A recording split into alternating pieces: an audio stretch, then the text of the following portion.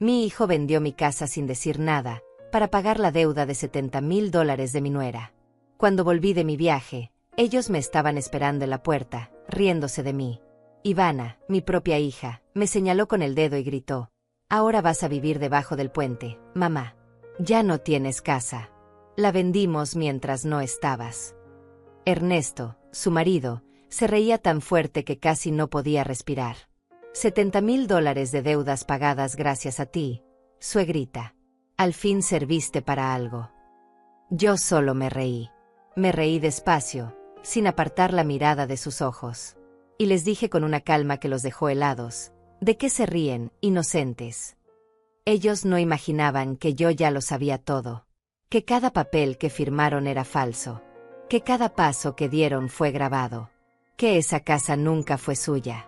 Y que su risa iba a convertirse en el peor error de sus vidas.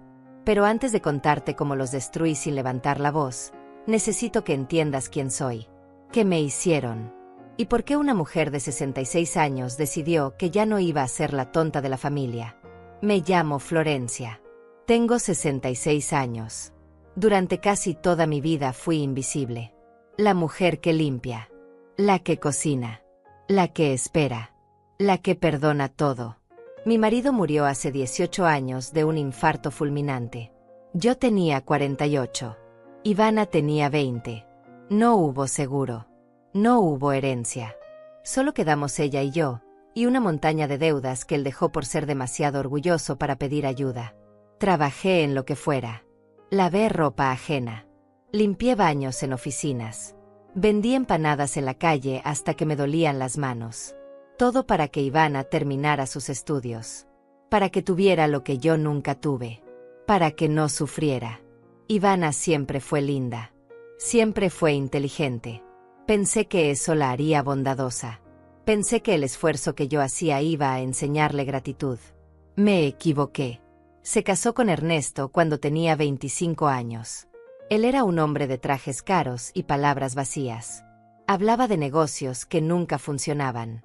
De inversiones que siempre fallaban. Pero tenía esa sonrisa que convence. Esa voz que hace creer. Ivana lo adoraba.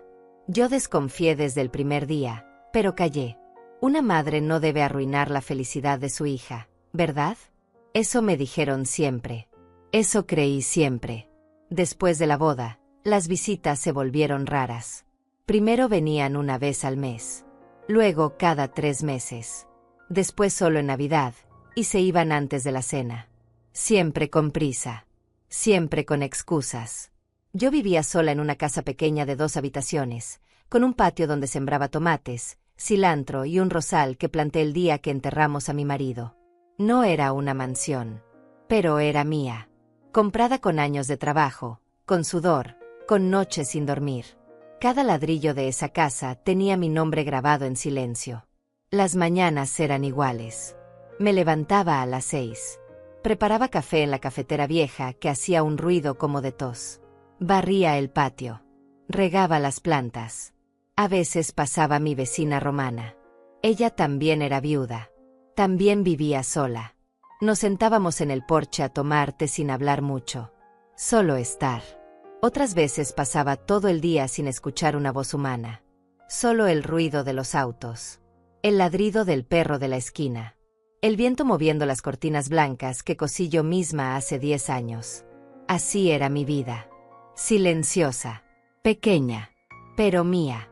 Hace 2 meses, un martes por la tarde, Ivana apareció sin avisar. Tocó la puerta con fuerza. Cuando abrí, me abrazó. Fue un abrazo raro, demasiado apretado, demasiado largo. Como si estuviera actuando. «Mamá, necesito hablar contigo», dijo con voz suave. Entró a la casa y se sentó en el sillón de la sala como si fuera dueña del lugar. Ernesto venía detrás, con su teléfono en la mano, sin saludar. Solo asintió con la cabeza y se quedó parado junto a la puerta. «Mamá, estás envejeciendo», dijo Ivana. «Te veo cansada. Te veo enferma. Necesitas hacerte chequeos. Tienes que cuidarte». Yo la miré sin entender. No me sentía enferma. Sí, me dolían las rodillas. Sí, subir escaleras me costaba más que antes. Pero no era nada grave. No tengo dinero para médicos privados, le dije. Ella sonrió. Por eso vine, mamá. Ernesto y yo queremos ayudarte. Vamos a pagarte un chequeo completo en otra ciudad. 3 semanas. Hotel incluido. Todo cubierto. Tú solo tienes que ir y descansar. Desconfié. No soy tonta. Cuando alguien que te ignora durante años aparece con regalos, algo anda mal. Pero también estaba cansada. Muy cansada. Y una parte de mí quería creer que mi hija todavía me quería. Que tal vez había cambiado.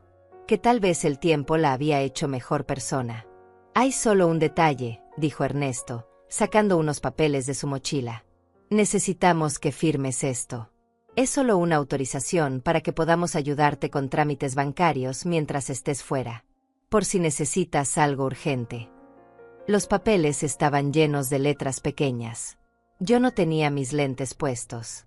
Ivana me los acercó con una sonrisa. Es rutina, mamá. Confía en mí. Y ahí estuvo mi error. Confié. Firmé. 3 días después, subí a un autobús con una bolsa pequeña de ropa y me fui. Durante esas 3 semanas lejos de casa, algo extraño pasaba dentro de mí. No era solo cansancio. Era una sensación de vacío que no podía explicar. Los médicos me hicieron estudios, radiografías, análisis de sangre. Todo salió bien. Usted está sana, señora Florencia, me dijeron. Solo necesita descansar más. Pero yo no me sentía sana. Me sentía inquieta. Como si hubiera olvidado algo importante. Como si algo malo estuviera pasando y yo no estuviera ahí para detenerlo. Por las noches, en ese hotel pequeño y frío, me quedaba despierta mirando el techo.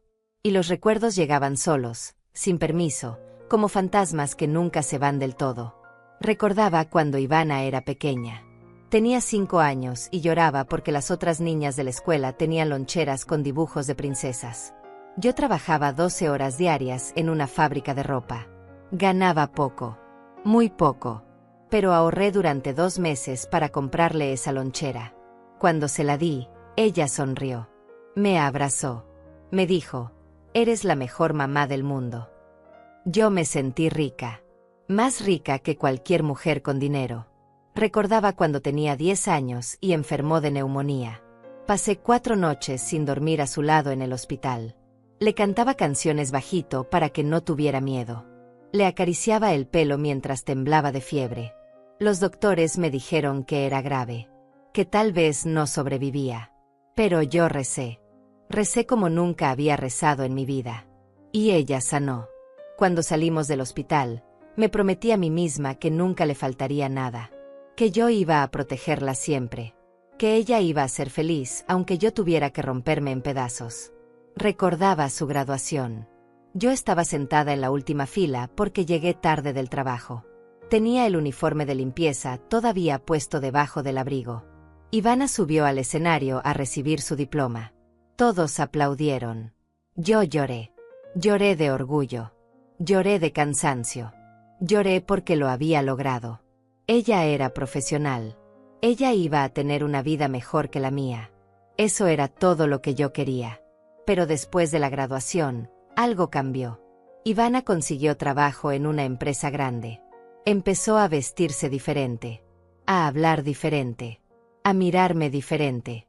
Como si yo fuera un recordatorio incómodo de dónde venía. Como si mi ropa vieja y mis manos ásperas la avergonzaran. Dejó de presentarme a sus amigos. Dejó de invitarme a sus reuniones. Cuando yo la llamaba, siempre estaba ocupada. Siempre tenía algo más importante que hacer. Conoció a Ernesto en una fiesta de la empresa. Él era vendedor. Hablaba lindo. Usaba relojes brillantes. Manejaba un auto que no era suyo, pero lo hacía parecer suyo. La primera vez que lo traje a casa, miró todo con desprecio. Las paredes despintadas. Los muebles viejos. El piso de cemento. No dijo nada, pero no hacía falta. Sus ojos lo decían todo. Cuando se casaron, yo vendí mi único anillo de oro para ayudarles con la fiesta. No era mucho, pero era lo único de valor que tenía. Ivana lo aceptó sin mirarme a los ojos. sin decir gracias. Solo dijo, es lo mínimo que puedes hacer, mamá. Y yo me tragué el dolor. Porque eso hacen las madres, ¿verdad? Se tragan todo. Se rompen por dentro y sonríen por fuera. Después de la boda, casi no los vi. Vivían en un departamento en la ciudad.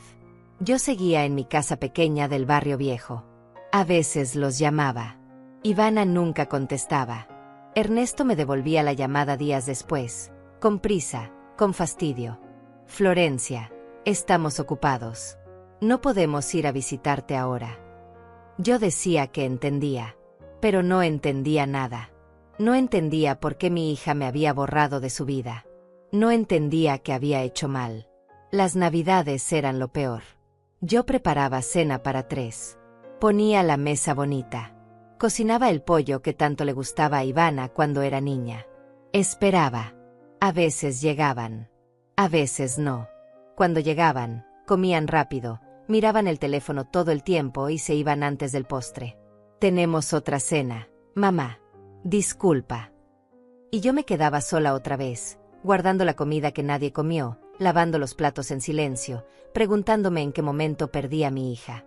Hubo una Navidad en que no llegaron. Ni siquiera llamaron. Yo esperé hasta las 11 de la noche. La comida se enfrió. Las velas se derritieron. El teléfono nunca sonó. Me acosté llorando esa noche. Llorando y sintiendo que había fracasado como madre. Que tal vez si hubiera sido más educada, más elegante, más rica, mi hija no me habría abandonado así. Pero incluso en medio de ese dolor, yo seguía amándola. Seguía esperando que algún día volviera. Que algún día me abrazara de verdad. Que me dijera, perdóname, mamá. Perdóname por hacerte sentir invisible. Esa esperanza me mantenía viva. Esa esperanza también me mantenía ciega. Y ahora, acostada en esa cama de hotel, con los estudios médicos en la mesa de noche y el silencio pesado de la noche, algo dentro de mí empezaba a despertar. Una voz pequeña. Una voz que llevaba años callada. Una voz que decía, esto no está bien. Algo malo está pasando. Vuelve a casa. Vuelve ya. Intenté llamar a Ivana. No contestó. Le mandé un mensaje. No respondió. Llamé a la casa. Nadie levantó el teléfono. El miedo empezó a crecer en mi pecho como una planta oscura. Decidí regresar antes de tiempo. Empaqué mis cosas esa misma noche. Compré un boleto de autobús para el día siguiente. Cuando subí a ese autobús de regreso, algo en mí ya sabía que nada iba a ser igual. El viaje de regreso fue largo. Demasiado largo. El autobús avanzaba despacio por la carretera, deteniéndose en cada pueblo pequeño, recogiendo pasajeros, dejando otros. Yo iba sentada junto a la ventana, mirando el paisaje sin verlo realmente. Mi mente estaba en otra parte. En mi casa. En Ivana. En esa sensación de que algo terrible había pasado mientras yo no estaba. Intenté llamarla otra vez. Nada. Intenté llamar a Ernesto. Tampoco contestó. Le mandé mensajes. Ninguna respuesta. Era como si hubieran desaparecido. O como si me hubieran borrado de sus vidas de una vez por todas. El miedo se convirtió en algo físico. Me apretaba el pecho. Me costaba respirar. Llegué a la terminal de autobuses al atardecer. El cielo estaba gris, cargado de nubes pesadas que amenazaban tormenta. Tomé un taxi hasta mi casa. Durante todo el camino, el corazón me latía tan fuerte que pensé que el conductor podía escucharlo. Le di la dirección con voz temblorosa. Él solo asintió y manejó en silencio. Cuando doblamos en mi calle, algo se rompió dentro de mí. Había un auto estacionado frente a mi casa. Un auto que yo conocía. El auto de Ivana y Ernesto. Estaban ahí. Los dos. Parados en la puerta de mi propia casa. Pero no estaban esperándome con preocupación. No estaban ahí porque me extrañaran. Estaban ahí riéndose. Le pagué al taxista y bajé despacio, cargando mi bolsa pequeña. Mis piernas temblaban. Ivana me vio primero. Y en lugar de correr a abrazarme, en lugar de preguntarme cómo estaba, se volteó hacia Ernesto y le dijo algo al oído. Él soltó una carcajada. Una carcajada fuerte, cruel, llena de burla. Caminé hacia ellos. Cada paso me costaba. Sentía que el suelo se movía debajo de mis pies. Cuando estuve frente a ellos, Ivana me señaló con el dedo, como si yo fuera un chiste, como si mi existencia fuera algo gracioso. Y dijo, ahora vas a vivir debajo del puente, mamá. No entendí. No podía entender. Miré a Ernesto buscando una explicación. Él sonrió. Una sonrisa que me heló la sangre. Y dijo, ya no tienes casa, suegrita. La vendimos. $70,000. Justo lo que necesitábamos para pagar nuestras deudas. Tu casita al fin sirvió para algo. El mundo se detuvo. Todo se volvió silencio. Un silencio tan pesado que dolía en los oídos. Mis piernas dejaron de temblar. Mi corazón dejó de latir tan rápido. Y algo dentro de mí, algo que había estado dormido durante años, se despertó. Los miré a los ojos. A los dos. Y me reí. Me reí suave, despacio, sin apartar la mirada. Ivana dejó de sonreír. Ernesto frunció el ceño. ¿De qué te ríes?, preguntó ella con voz molesta. Yo solo dije, ¿de qué se ríen ustedes, inocentes? Y me quedé callada. Porque ya sabía que había ganado. Ellos todavía no lo sabían. Pero yo sí. Retrocedamos un poco. Porque necesitas entender cómo fue que yo llegué a ese momento. Cómo fue que supe que estaba pasando antes de que me lo dijeran en la cara. 3 días antes de volver, mientras todavía estaba en el hotel, recibí una llamada. Era un número desconocido. Casi no contesté. Pero algo me dijo que lo hiciera. Del otro lado de la línea había una voz de mujer. Una voz que yo conocía pero que no había escuchado en años. ¿Florencia? Soy Romana. Tu vecina. Necesito hablar contigo urgente. Romana. Mi vecina de toda la vida. La mujer con la que tomaba té en el porche. La que también había enviudado. La que entendía el silencio. Ella se había mudado hacía un año a vivir con su hermana en otra ciudad. Yo no sabía que estuviera de vuelta. Romana, ¿qué pasó?, pregunté. Hubo un silencio del otro lado. Un silencio que me dijo que lo que venía iba a doler. Florencia, vine a visitar el barrio esta semana. Pasé por tu casa. Hay gente entrando y saliendo. Hay un cartel de vendido. Vi a tu hija con un hombre sacando tus muebles. Florencia, algo muy malo está pasando. Sentí que el piso desaparecía debajo de mí. ¿Qué estás diciendo?, susurré. Romana respiró hondo. Creo que tu hija vendió tu casa. Sin decirte. Sin tu permiso. Florencia, necesitas volver ya. Y necesitas hablar con alguien que pueda ayudarte. Tengo el número de un abogado. Se llama Raúl Beltrán. Él me ayudó cuando mi hermano intentó quitarme mi herencia. Es bueno. Es honesto. Llámalo ahora. Colgué el teléfono. Las manos me temblaban tanto que casi no podía marcar el número que Romana me había dado. Llamé. Un hombre contestó con voz calmada. Beltrán. Abogado. ¿En qué puedo ayudarle? Le conté todo. Le conté de los papeles que firmé. Del viaje. De la llamada de Romana. Él escuchó en silencio. Y cuando terminé, dijo, Señora Florencia, necesito que me mande fotos de cualquier documento que tenga de su casa. Escrituras. Recibos. Lo que sea. Y necesito que no haga nada hasta que hablemos. ¿Me entiende? Nada. Le mandé todo lo que tenía. Fotos borrosas de papeles viejos que guardaba en una caja. Él las revisó. Y 2 horas después me llamó. Señora Florencia, tengo buenas noticias. Su casa está registrada bajo un fideicomiso que usted creó hace 15 años. ¿Lo recuerda? Y entonces recordé. Hacía años, cuando mi marido murió, un abogado gratuito me había ayudado a proteger la casa. Me dijo que era mejor ponerla en un fideicomiso para que nadie pudiera quitármela si yo tenía deudas o problemas. Yo había olvidado eso completamente. Eso significa, continuó Raúl, que cualquier venta que hayan hecho es ilegal. Falsificaron su firma. Cometieron fraude. Y eso, señora, es un delito grave. Algo cambió en mí en ese momento. Ya no era la mujer asustada. Ya no era la madre que perdonaba todo. Era otra. Era alguien que iba a pelear. Raúl me dio instrucciones claras. No les diga nada todavía. Vuelva a casa. Actúe normal. Déjelos creer que ganaron. Mientras tanto, yo voy a reunir todas las pruebas. Voy a conseguir copias de los documentos que ellos presentaron.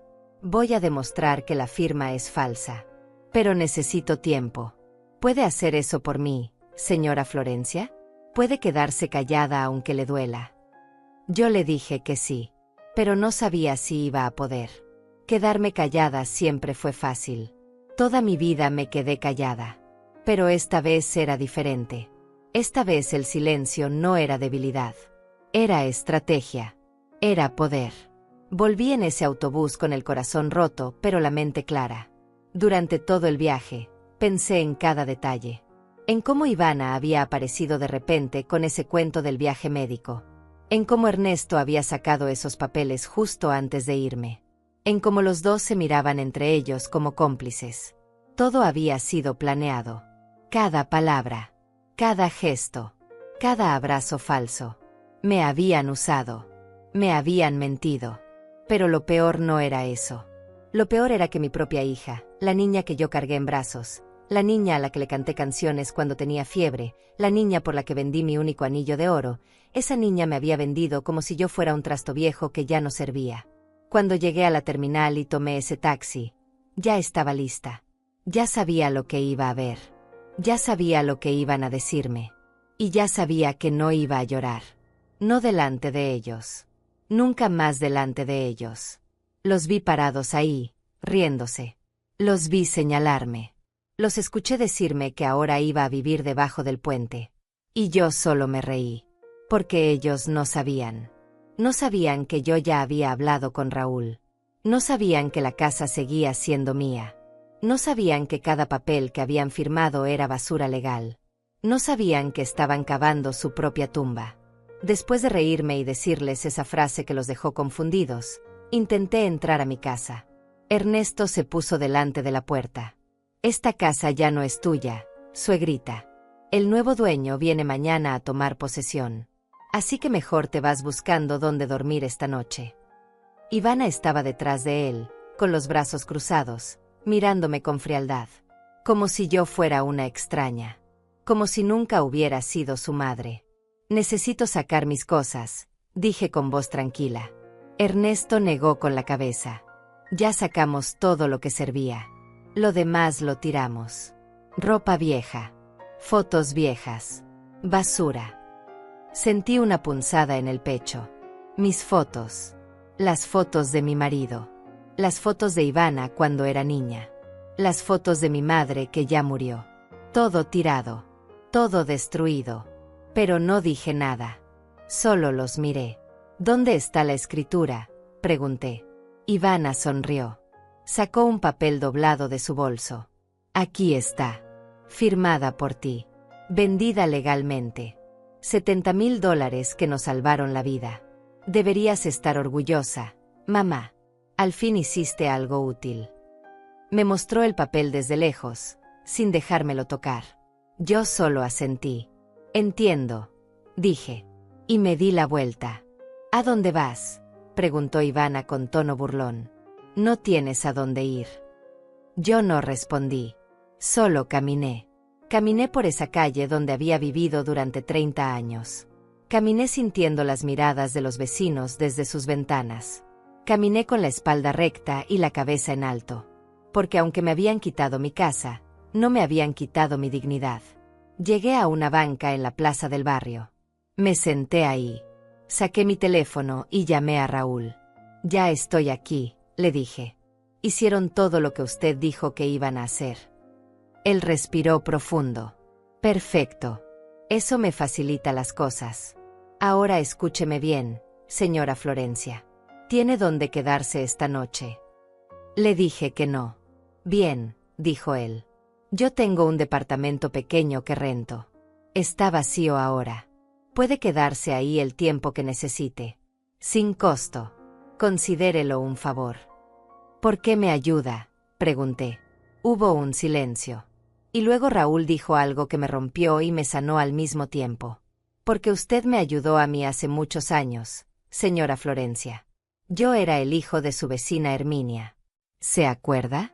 Mi mamá se enfermó de cáncer cuando yo tenía 17 años. Usted le llevaba comida. Usted cuidaba de mí cuando ella no podía. Usted me pagó mis libros de la escuela cuando no teníamos dinero. Usted nunca me pidió nada a cambio. Y yo nunca olvidé eso. Ahora me toca a mí ayudarla. Y no voy a cobrarle ni un peso. Esto es personal. Lloré. Lloré ahí sentada en esa banca, con el teléfono en la oreja, sintiendo que no todo estaba perdido. Que todavía había gente buena. Que todavía había justicia en el mundo. Raúl me mandó la dirección del departamento. Tomé otro taxi. Llegué a un edificio viejo pero limpio. Subí al tercer piso. Abrí la puerta con la llave que él me había dejado con el portero. El departamento era pequeño. Una habitación. Una cocina chica. Un baño. Pero era suficiente. Era más de lo que tenía hace una hora. Me senté en el sofá. Miré alrededor. Y por primera vez en semanas, respiré. Respiré profundo. Respiré sabiendo que esto no había terminado. Que apenas estaba comenzando. Que Ivana y Ernesto iban a pagar por cada mentira. Por cada burla. Por cada risa cruel. Pero no iba a ser con gritos. No iba a ser con violencia. Iba a ser con la ley. Con la verdad. Con la justicia fría y precisa que ellos nunca vieron venir. Esa noche no dormí. Me quedé despierta planeando cada paso. Llamé a Romana. Le agradecí por salvarme. Ella lloró. Me dijo que nunca iba a perdonarse por no haber estado ahí antes. Le dije que no era su culpa. Que la culpa era solo de 2 personas. Y que esas 2 personas iban a aprender lo que significa traicionar a quien te dio la vida. A la mañana siguiente, Raúl llegó al departamento temprano. Traía una carpeta gruesa llena de papeles. Se sentó frente a mí en la mesa pequeña de la cocina y abrió esa carpeta como quien abre un libro de secretos. Señora Florencia, dijo con voz seria, lo que voy a mostrarle es grave. Muy grave. Pero necesito que esté preparada. ¿Está lista? Yo asentí. Estaba más que lista. Estaba sedienta de verdad. Raúl sacó el primer documento. Era una copia de la supuesta escritura de venta de mi casa. La firma que aparecía ahí no era mía. Se parecía, sí, pero no era mía. Yo conozco mi propia firma. La he escrito 1000 veces. Esta era una imitación burda. Esto ya es suficiente para anular la venta, dijo Raúl. Pero hay más. Mucho más. Sacó otro papel. Era el documento del fideicomiso que yo había creado hace 15 años. Ese papel dejaba claro que yo era la única persona autorizada para vender esa casa. Nadie más. Ni mi hija. Ni nadie. Ellos ignoraron esto, dijo Raúl. O nunca lo supieron. Presentaron documentos falsos ante el registro público. Eso es falsificación de documentos. Es fraude. Y dependiendo de cómo lo veamos, también puede ser despojo. Pero lo que vino después fue lo que me dejó helada.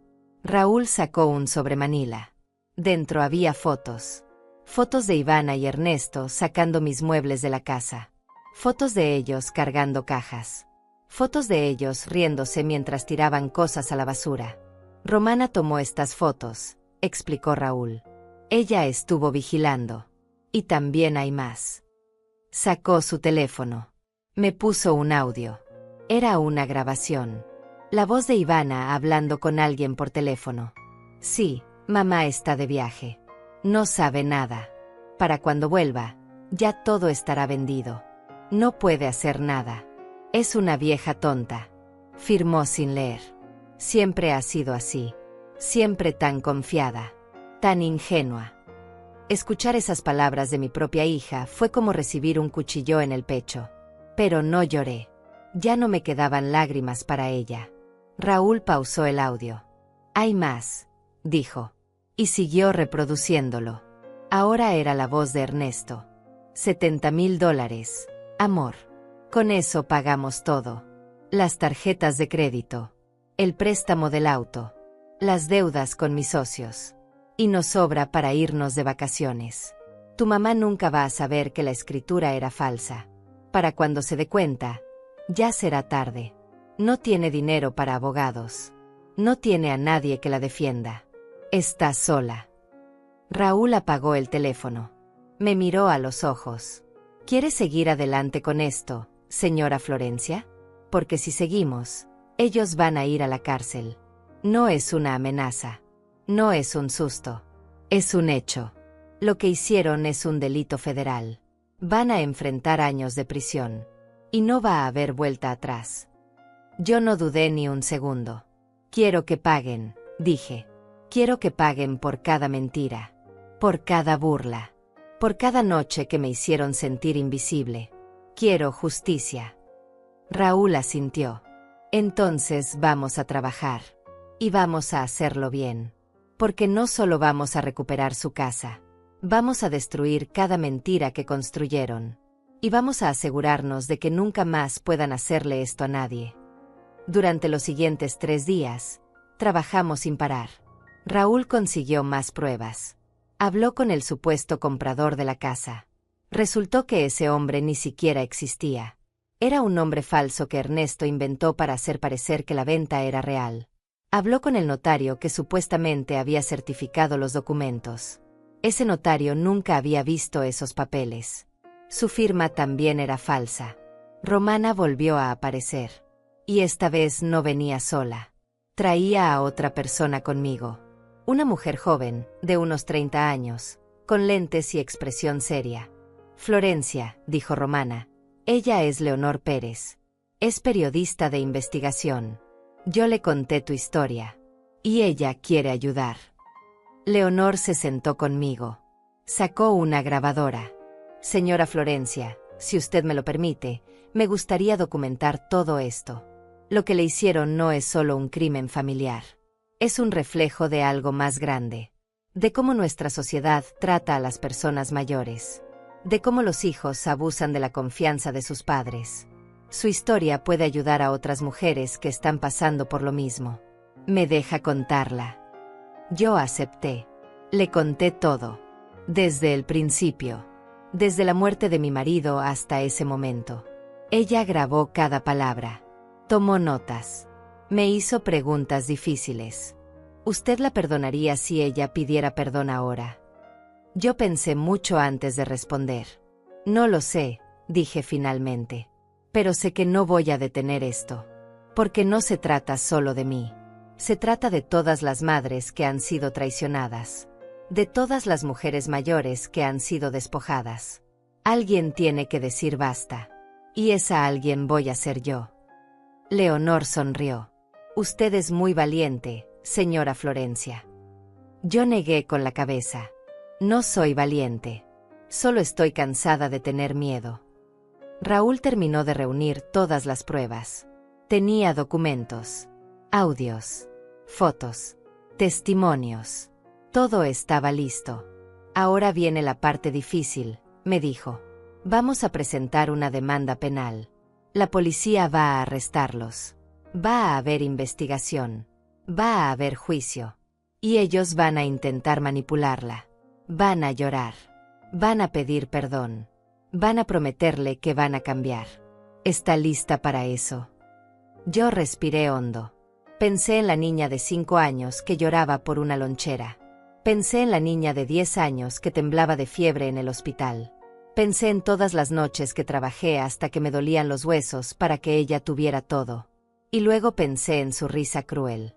En su dedo señalándome. En sus palabras. Ahora vas a vivir debajo del puente. Y toda la duda desapareció. Estoy lista, dije. Haga lo que tenga que hacer. Raúl firmó los documentos. Los selló. Los llevó personalmente a la fiscalía. Y 2 días después, recibí una llamada. Señora Florencia, dijo Raúl con voz firme, la orden de arresto ya está emitida. Mañana a primera hora, la policía va a ir por ellos. Todo terminó. Usted ganó. Pero yo sabía que no había terminado. Que apenas estaba comenzando la parte más dolorosa. Porque una cosa es decidir que tu hija debe pagar por lo que hizo. Y otra cosa muy distinta es ver cómo se la llevan esposada. La noche antes del arresto no pude dormir. No por miedo. No por duda. Sino por una mezcla extraña de alivio y tristeza que me apretaba el pecho como una mano invisible. Me quedé sentada en el sofá del departamento de Raúl, mirando por la ventana, viendo las luces de la ciudad que parpadeaban en la oscuridad. Pensé en todo lo que había pasado. En todo lo que estaba por venir. Y me preparé. A las 6 de la mañana, Raúl me llamó. Ya salieron. La policía está en camino a la casa de ellos.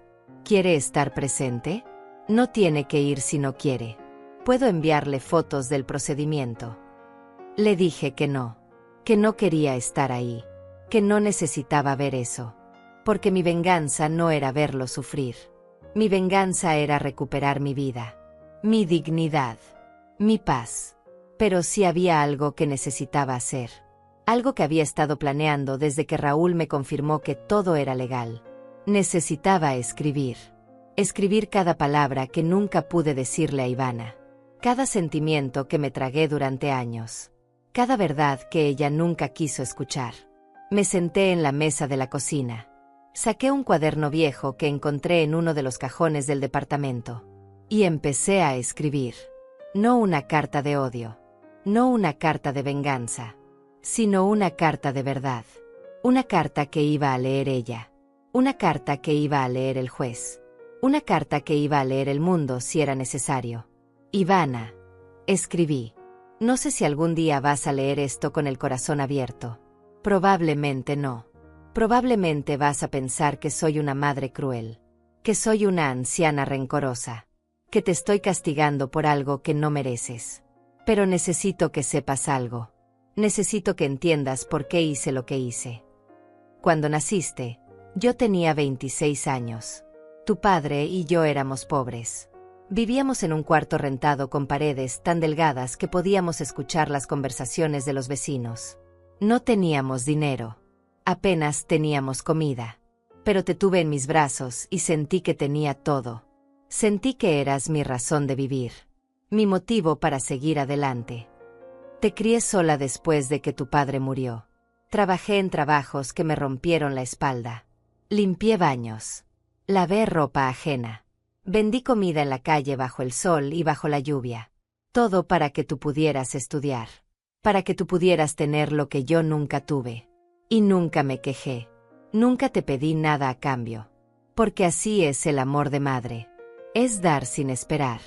Es romperse sin hacer ruido. Pero tú sí esperabas algo. Esperabas que yo desapareciera. Que me volviera invisible. Que dejara de existir para que no te avergonzara frente a tus amigos. Frente a tu marido. Frente al mundo que construiste sin mí. Y cuando decidiste venderme. Sí, venderme. Porque eso fue lo que hiciste. No vendiste solo mi casa. Me vendiste a mí. Vendiste mi historia. Vendiste mis sacrificios. Vendiste cada noche que pasé despierta cuidándote cuando estabas enferma. Cada peso que ahorré para comprarte lo que querías. Cada sueño que abandoné para que tú pudieras cumplir los tuyos. Ahora vas a pagar. No porque yo sea mala, sino porque la justicia existe. Porque las madres también merecen respeto. Porque el amor no puede ser una excusa para el abuso. Y porque alguien tiene que enseñarte que las acciones tienen consecuencias. No espero que me perdones. No espero que me entiendas. Solo espero que algún día, cuando estés sola, cuando ya no tengas a nadie, recuerdes que hubo alguien que te amó más que a su propia vida. Y que tú la destruiste sin pensarlo 2 veces. Terminé de escribir. Doblé la carta. La guardé en un sobre. Y se la di a Raúl cuando vino al departamento esa tarde. Quiero que esta carta sea leída en el juicio, le dije. Él la tomó. La leyó. Y cuando terminó, tenía los ojos húmedos. Esto es poderoso, señora Florencia. Muy poderoso. Va a tener impacto. Pero no me quedé solo con la carta. Había más que hacer. Raúl me había explicado que para que el caso fuera sólido, necesitábamos demostrar no solo que habían cometido un crimen, sino que lo habían hecho con premeditación. Con intención clara de hacerme daño. Y para eso necesitábamos más pruebas.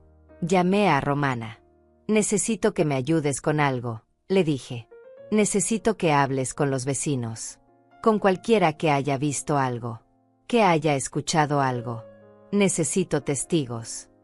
Romana no dudó. Salió esa misma tarde a tocar puertas. A hacer preguntas. A reunir voces. Y los vecinos hablaron. Hablaron de cómo vieron a Ivana y Ernesto sacando mis cosas y riéndose.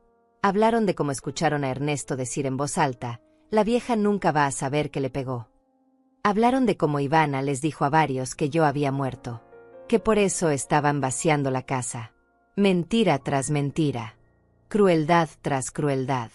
Romana volvió con declaraciones escritas. Con firmas. Con números de teléfono de gente dispuesta a testificar. Y todo eso fue directo a la carpeta de Raúl. La evidencia crecía. Se volvía un monstruo imparable. Y yo estaba en el centro, controlando cada pieza. También hice algo que nunca pensé que haría. Acepté la propuesta de Leonor, la periodista. Ella quería hacer un reportaje completo. Con entrevistas. Con fotos. Con mi historia de principio a fin. Esto va a ser público, me advirtió. La gente va a opinar. Algunos van a apoyarla. Otros van a juzgarla. ¿Está segura de que quiere exponerse así? Yo lo pensé. Pensé en todas las mujeres mayores que están siendo abusadas en silencio. En todas las madres que están siendo despojadas por sus propios hijos. En todas las abuelas que viven con miedo porque no tienen a quién recurrir. Y dije, sí, quiero que se sepa. Quiero que otras mujeres vean que se puede pelear. Que se puede ganar. Que no estamos solas. Leonor trabajó rápido. En una semana, el reportaje estaba listo. Salió en un periódico digital importante. Con mi foto. Con mi nombre completo. Con cada detalle de lo que Ivana y Ernesto me habían hecho. Y el impacto fue inmediato. Mi teléfono no paraba de sonar. Llamadas de periodistas. Llamadas de otras mujeres contándome historias similares. Llamadas de abogados ofreciéndome ayuda gratuita. Llamadas de organizaciones de derechos de personas mayores queriendo usar mi caso como ejemplo. El silencio que me había rodeado durante años se rompió de golpe.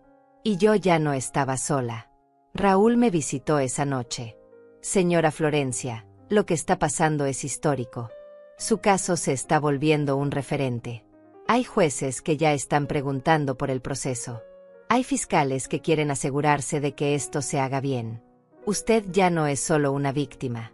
Es un símbolo. Yo no quería ser un símbolo. Solo quería justicia. Pero si mi dolor podía servir para algo más grande, entonces valía la pena. Todo valía la pena. El día del arresto llegó como una tormenta silenciosa. Yo no estuve presente, pero Raúl me llamó minuto a minuto para contarme cada detalle. Llegó la policía a las 7 de la mañana. Tocaron la puerta. Ernesto abrió en pijama. Cuando vio las patrullas, intentó cerrar. Pero ya era tarde. Le mostraron la orden. Él se puso pálido. Gritó el nombre de Ivana. Ella salió corriendo de la habitación. Cuando vio a los policías, empezó a llorar. A gritar que había un error. Que ella no había hecho nada malo.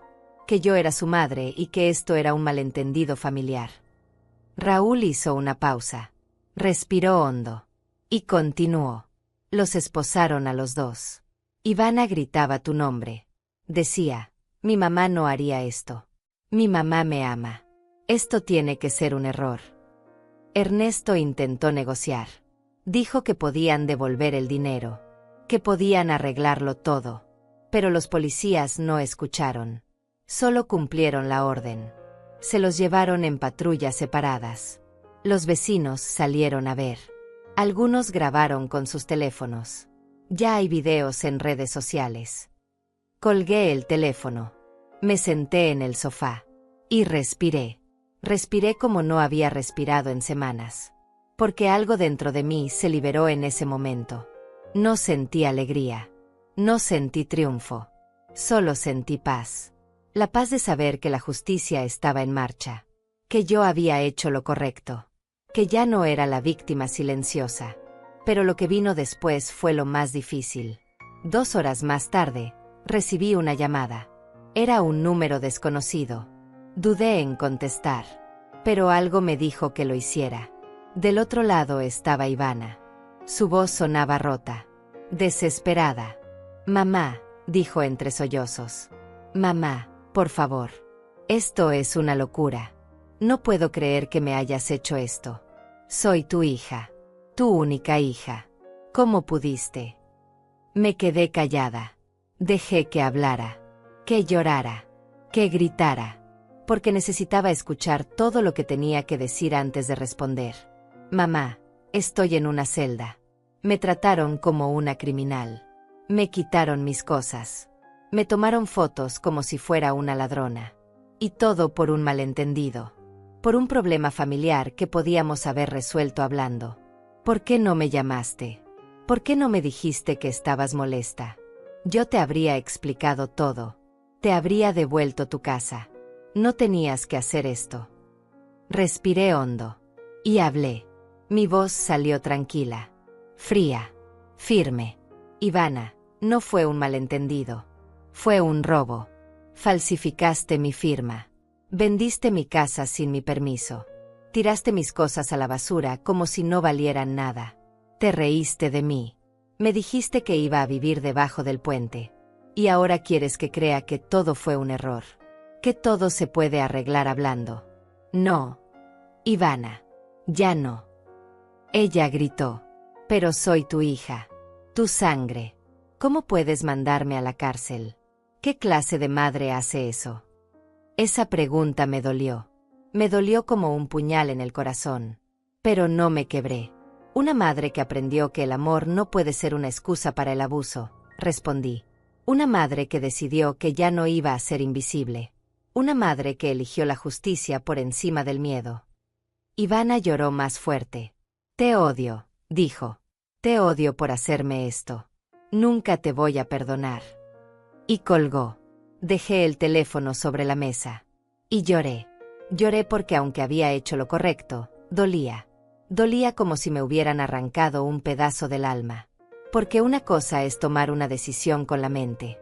Y otra muy distinta es vivir con las consecuencias en el corazón. Pero las llamadas no terminaron ahí. Una hora después, sonó el teléfono otra vez. Esta vez era Ernesto. Su tono era diferente. No lloraba. No suplicaba. Amenazaba. «Escúchame bien, vieja estúpida», dijo con voz llena de rabia. «Tú nos metiste en esto. Y tú nos vas a sacar. O te juro que cuando salga de aquí, te vas a arrepentir. Conozco gente. Gente peligrosa. Y si no retiras la denuncia, te voy a hacer pagar todo lo que nos estás haciendo». No sentí miedo. Solo sentí pena. Pena por ese hombre que creía que las amenazas iban a funcionar. Que creía que yo era la misma mujer de antes.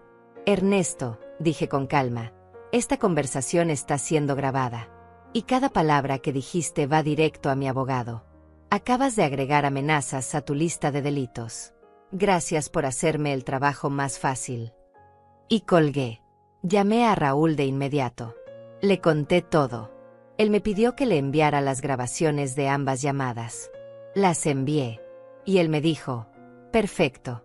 Esto solo empeora su situación. Las amenazas van a pesar mucho en el juicio. Ellos están cavando su propia tumba». Pero las llamadas siguieron. Ahora desde números de amigos de ellos. Desde familiares lejanos que nunca se preocuparon por mí, pero que ahora aparecían para defenderlos. «Florencia, eres una mujer cruel.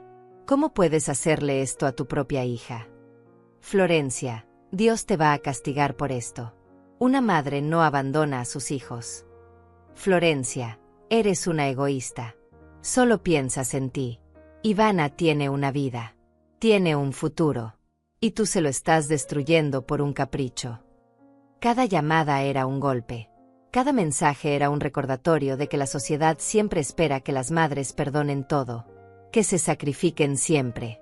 Que se traguen el dolor y sonrían. Pero yo ya no era esa mujer. Ya no iba a callar. Ya no iba a doblarme. También hubo mensajes de apoyo. Muchos. Cientos. Personas que habían leído el reportaje de Leonor. Mujeres que me escribían contándome sus propias historias. Mi hijo me robó mis ahorros y nunca lo denuncié por vergüenza.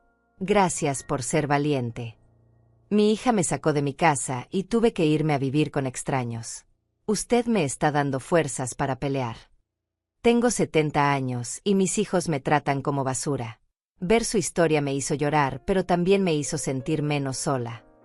Leí cada mensaje. Respondí a algunos. Lloré con muchos. Y entendí que esto ya no era solo mi historia.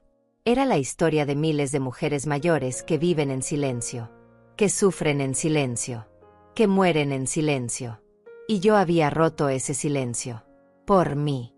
Y por ellas. 3 días después del arresto, Raúl me visitó con noticias. Ivana y Ernesto están pidiendo un acuerdo. Quieren negociar. Ofrecen devolver el dinero, pagar una multa, hacer servicio comunitario. Todo con tal de evitar el juicio. Pero la decisión es suya, señora Florencia. ¿Qué quiere hacer? Lo pensé. Pensé en lo fácil que sería aceptar. En lo rápido que terminaría todo. En cómo podría recuperar mi casa y seguir adelante. Pero también pensé en todas esas mujeres que me habían escrito. En todas esas voces que necesitaban ser escuchadas. Y dije, no, nada de acuerdos. Quiero que esto llegue hasta el final. Quiero un juicio. Quiero que un juez diga en voz alta que lo que me hicieron fue un crimen. Porque si acepto un acuerdo, va a parecer que esto fue solo un problema familiar. Y no lo fue. Fue un delito. Y los delitos se pagan con justicia real. Raúl sonrió.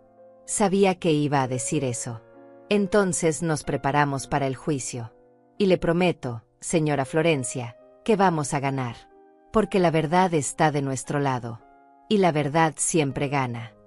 Esa noche, escribí en mi cuaderno una sola frase. Ya no tengo miedo. Ya no soy invisible. Ya no estoy sola. Y dormí.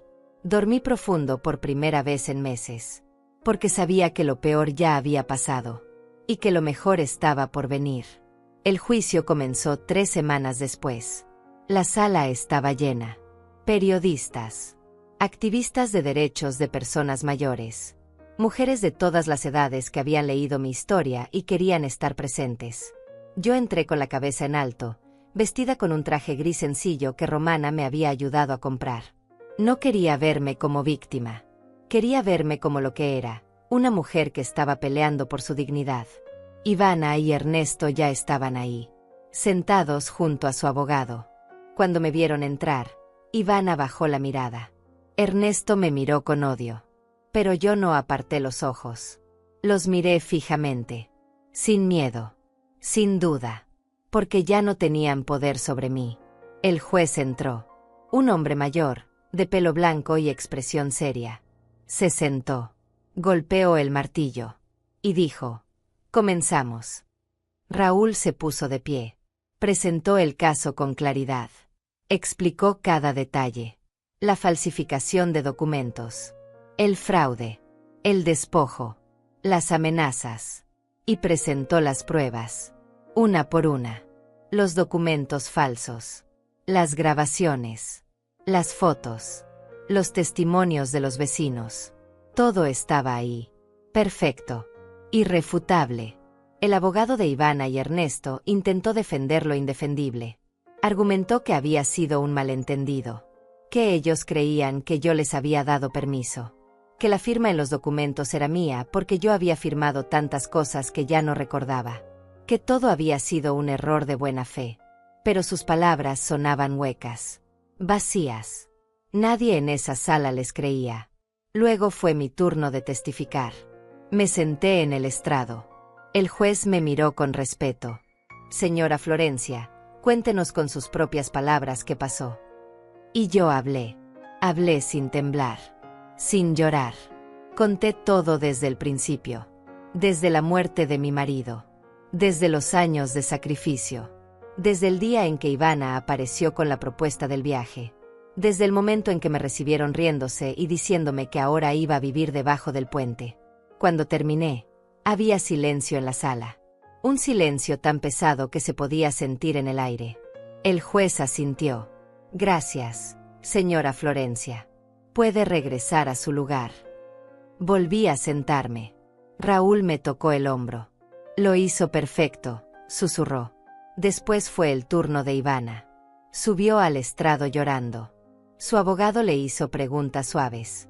Ella respondió con voz quebrada. Yo amo a mi mamá. Siempre la he amado. Sí, cometí un error. Un error terrible. Pero fue por desesperación. Teníamos deudas enormes. $70,000. Íbamos a perderlo todo. Pensé que mi mamá entendería. Pensé que ella querría ayudarnos. Nunca quise hacerle daño. Nunca pensé que esto llegaría tan lejos. Raúl se puso de pie para interrogarla. Su tono era firme pero respetuoso. Señorita Ivana, su madre sabía que usted tenía deudas de $70,000. Ivana negó con la cabeza. No. Le pidió ayuda antes de vender su casa. No. Ella firmó los documentos de venta. Ivana dudó. Yo pensé que sí. Raúl levantó el documento falso. Este documento tiene una firma que no coincide con la firma real de su madre. Tenemos un perito grafólogo que lo confirmó. Usted falsificó esta firma. Ivana empezó a llorar más fuerte. Yo no, fue Ernesto. Él dijo que era la única forma. Ernesto se puso de pie furioso. Eso es mentira. Tú fuiste la que tuvo la idea. El juez golpeó el martillo. Orden. Siéntese, señor Ernesto, o lo sacaré de la sala. Ernesto se sentó. Pero el daño ya estaba hecho. Se habían traicionado entre ellos. Delante del juez. Delante de todos. El abogado defensor intentó recuperarse. Pero ya era tarde. El caso estaba perdido. Y ellos lo sabían. Cuando terminaron los testimonios, el juez pidió un receso. Salimos de la sala. Romana me abrazó. Lo estás haciendo increíble, Florencia. Estoy tan orgullosa de ti. Leonor, la periodista, se acercó. ¿Puedo hacerle unas preguntas rápidas para el artículo de seguimiento? Yo asentí. Ella me preguntó, ¿cómo se siente en este momento? Pensé antes de responder. Me siento libre, dije. Por primera vez en años, me siento libre. El juicio continuó durante 2 días más. Hubo más testimonios, más pruebas, más lágrimas de Ivana, más intentos de Ernesto de culpar a otros. Pero nada cambiaba el hecho de que habían cometido un delito grave, contra su propia madre, contra una mujer de 66 años que solo les había dado amor. Finalmente llegó el día del veredicto. La sala estaba aún más llena que el primer día. El juez entró. Todos nos pusimos de pie. Él se sentó. Abrió una carpeta. Y comenzó a leer. Después de revisar toda la evidencia presentada en este caso, este tribunal encuentra a los acusados, Ivana Telés y Ernesto Palma, culpables de los delitos de falsificación de documentos, fraude y despojo agravado. Ivana soltó un grito ahogado. Ernesto cerró los ojos. Yo no sentí nada. Solo vacío. Un vacío extraño que no era ni triste ni feliz. Solo era final. El juez continuó. Dada la gravedad de los hechos, la premeditación demostrada y el abuso de confianza hacia una persona mayor vulnerable, este tribunal sentencia a Ivana Telés a 4 años de prisión y a Ernesto Palma a 5 años de prisión. Adicionalmente, se ordena la devolución inmediata de la propiedad a la señora Florencia, así como el pago de daños y perjuicios por la cantidad de $100,000. La sala estalló en murmullos. Ivana lloraba sin control. Ernesto gritaba que era injusto, que iban a apelar, que esto no había terminado. Pero el juez golpeó el martillo una última vez. Se levanta la sesión. Y se fue. Raúl me abrazó. Ganamos, señora Florencia. Ganamos todo. Yo asentí, pero no podía hablar, porque aunque había ganado en la ley, había perdido a mi hija. Y eso dolía de una forma que ninguna sentencia podía curar. Cuando salimos del juzgado, había periodistas esperando. Cámaras. Micrófonos. Preguntas lanzadas desde todos lados. Señora Florencia, ¿cómo se siente? ¿Se arrepiente de haber denunciado a su hija? ¿Qué mensaje tiene para otras mujeres en su situación? Raúl intentó protegerme, pero yo le dije que estaba bien, que quería hablar. Me paré frente a las cámaras. Respiré hondo. Y hablé. No me arrepiento de nada. Hice lo que tenía que hacer. No por venganza, sino por justicia. Porque las madres también merecen respeto. Porque el amor no puede ser una excusa para el abuso. Y porque alguien tenía que decir en voz alta que esto no está bien. Que robarle a tu madre no es un error. Es un crimen. Y los crímenes se pagan. Una periodista levantó la mano. ¿Usted perdonaría a su hija si ella le pidiera perdón? Esa pregunta me dolió. Pero respondí con honestidad. No lo sé. Tal vez algún día. Pero ese día no es hoy. Hoy solo quiero recuperar mi vida. Mi casa. Mi paz. Y quiero que todas las mujeres que están siendo abusadas sepan que pueden pelear. Que pueden ganar. Que no están solas. Las entrevistas continuaron. Mi historia se volvió viral. Apareció en noticieros nacionales, en portadas de periódicos, en programas de televisión. Organizaciones de derechos humanos usaron mi caso como ejemplo para impulsar nuevas leyes de protección para personas mayores. Políticos hablaron de mí en el Congreso. Y yo, que había sido invisible toda mi vida, de repente era vista por millones. Pero lo más importante no fueron las cámaras ni los titulares. Fueron los mensajes. Miles de mensajes de mujeres agradeciéndome, contándome que mis palabras les habían dado valor para denunciar a sus propios hijos, para pelear por sus derechos, para dejar de sentir vergüenza por poner límites. Yo les respondía a todas, una por una, porque sabía lo que era sentirse sola, y no quería que ninguna de ellas se sintiera así. Una semana después del veredicto, Ivana me envió una carta desde la prisión. Romana me la entregó. La abrí con manos temblorosas. Decía, mamá, te odio por lo que me hiciste.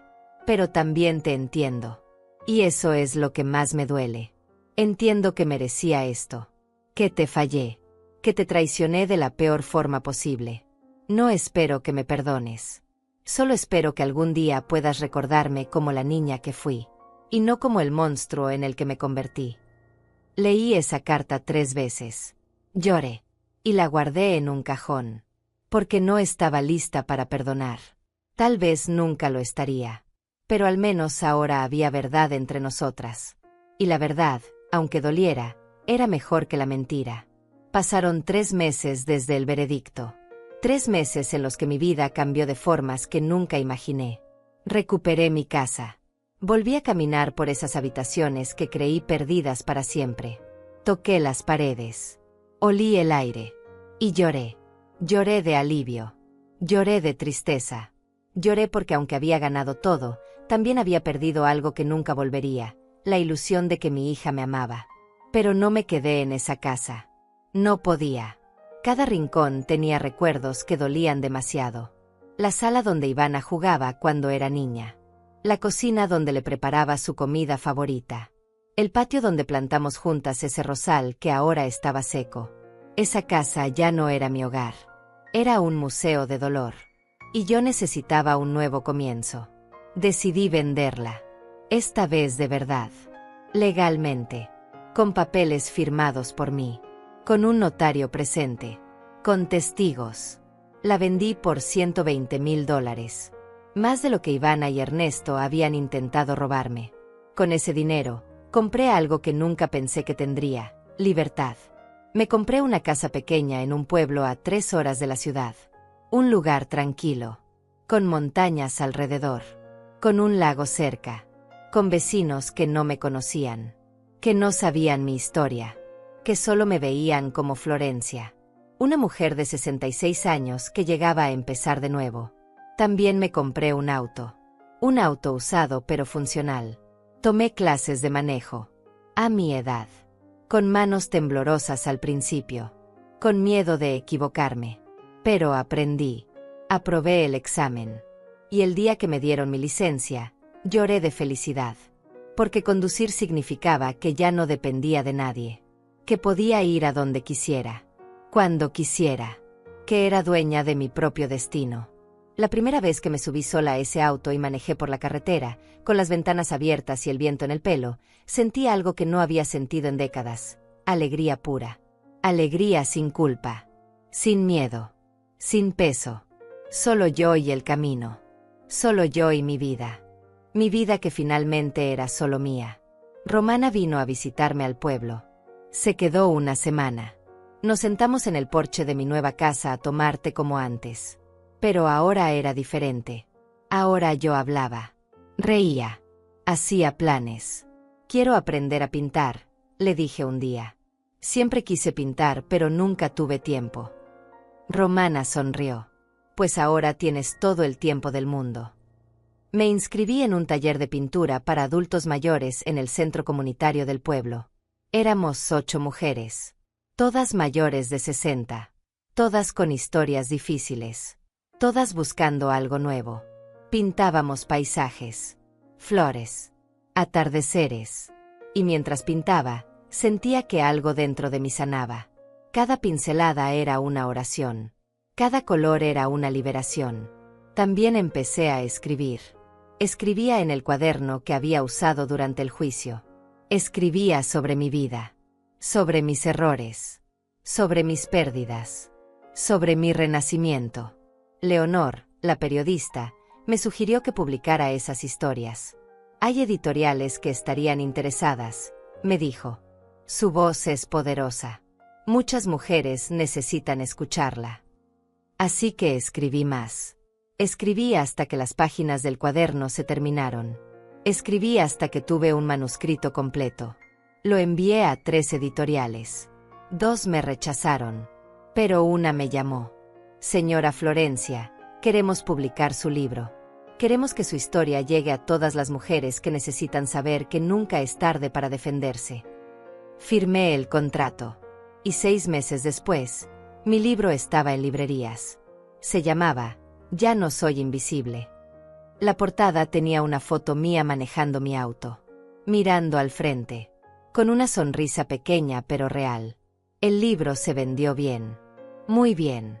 No me hice rica, pero tampoco me importaba. Lo importante era que estaba llegando a las personas correctas.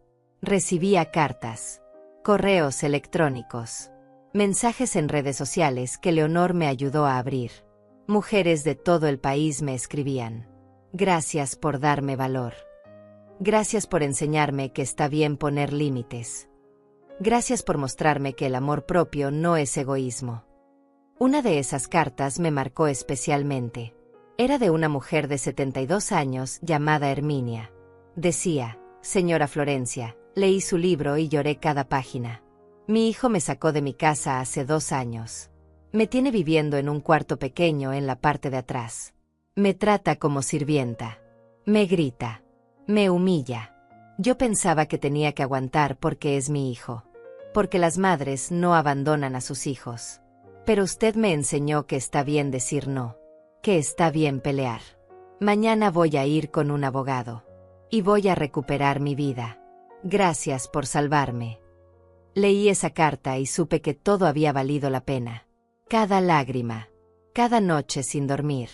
Cada momento de duda. Todo había valido la pena porque ahora había una mujer menos sufriendo en silencio. Y tal vez mañana habría otra. Y otra. Y otra. También recibí una llamada inesperada. Era Raúl. Señora Florencia, tengo noticias. Ivana salió en libertad condicional por buen comportamiento.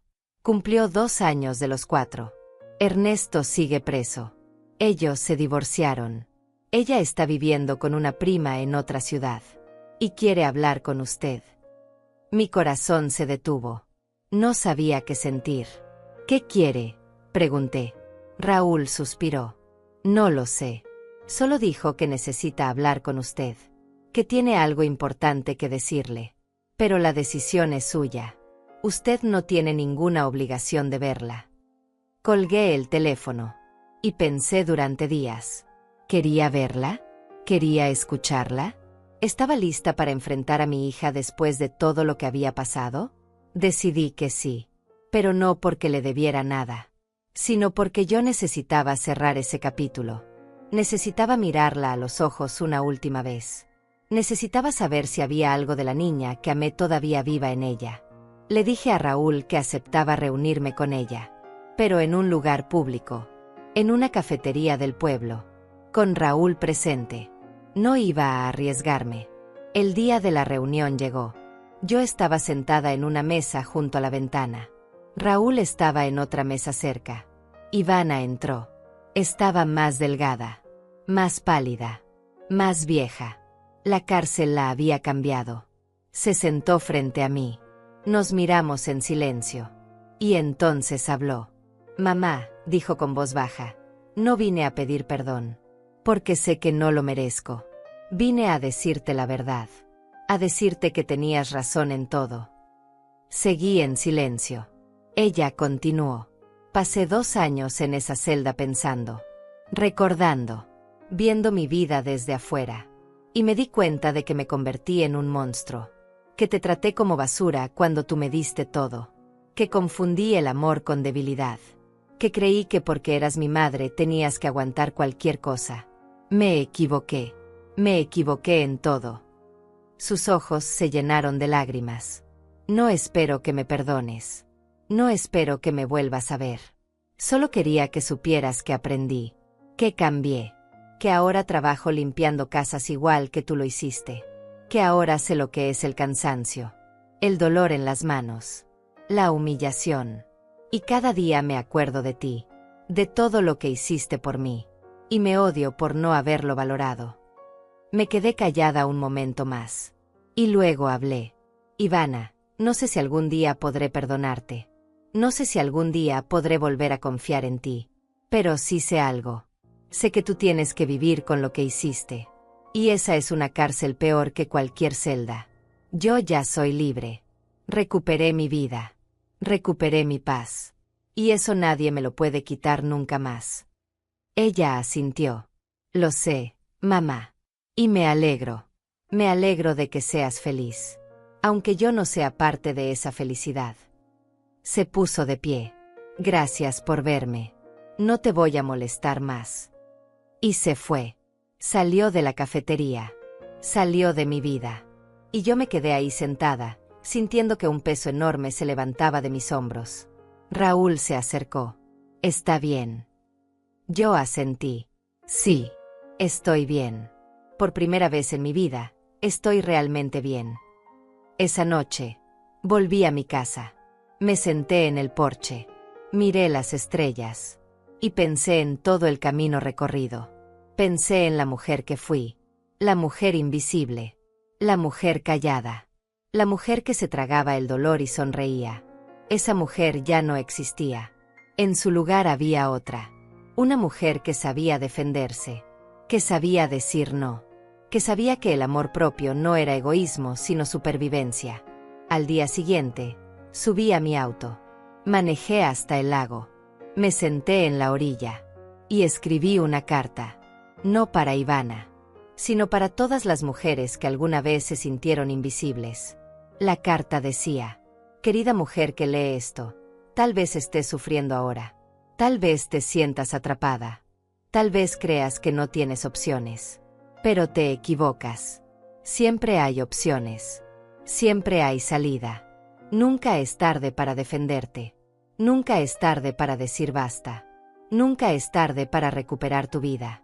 Yo lo hice a los 66 años. Tú también puedes. No estás sola. Nunca estuviste sola. Y nunca lo estarás.